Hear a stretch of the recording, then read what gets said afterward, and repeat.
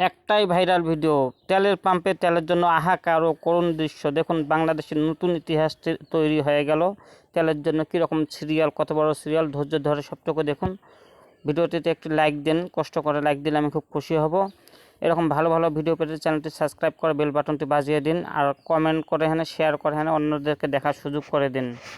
Like দিলে এবং comment subscribe করলে আমি খুব খুশি হব। প্লিজ একটু কষ্ট করে লাইক দিবেন।